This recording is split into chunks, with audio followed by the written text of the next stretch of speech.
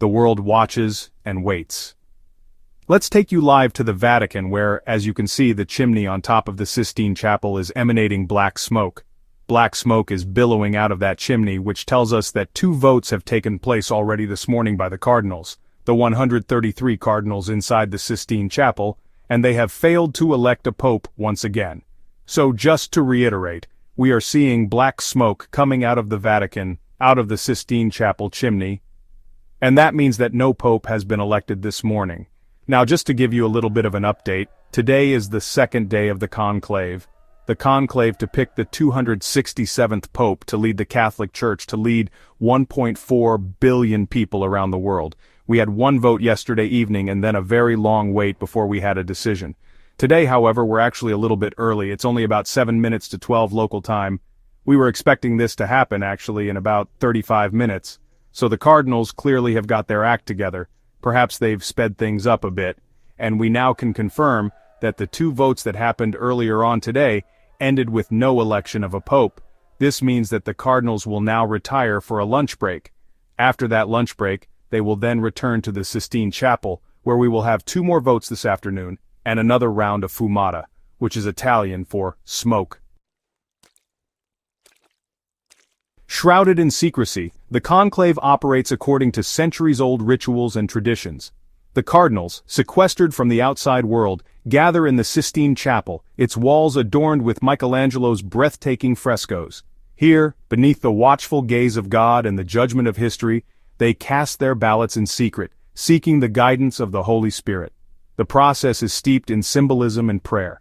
Each cardinal, approaching the altar one by one, declares, "I call as my witness Christ the Lord, who will be my judge, that my vote is given to the one who before God I judge should be elected." Their ballots, inscribed with the Latin phrase "Eligo in summum pontificem," bear witness to the solemnity of their choice. The ballots are counted, and if no candidate receives the required 2/3 majority, they are burned with a chemical mixture that produces the telltale black smoke.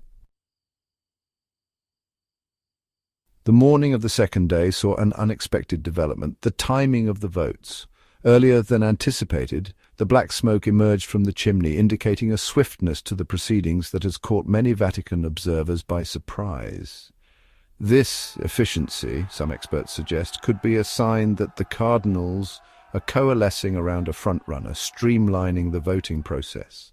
Papal biographer Austin Ivory, a keen observer of Vatican affairs, speculates that after 3 rounds of voting, 2 or 3 leading candidates have likely emerged. The break for lunch at the nearby Santa Marta residence, he suggests, takes on added significance, providing an opportunity for crucial conversations and potential alliances to be forged.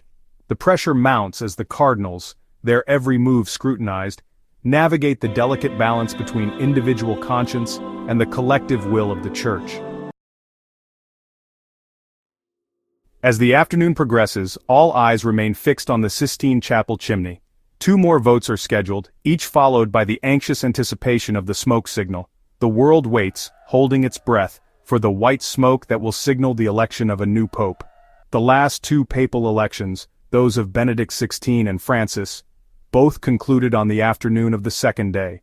Will history repeat itself, or will the conclave extend into another day, the deliberations stretching on as the cardinals grapple with the momentous decision before them?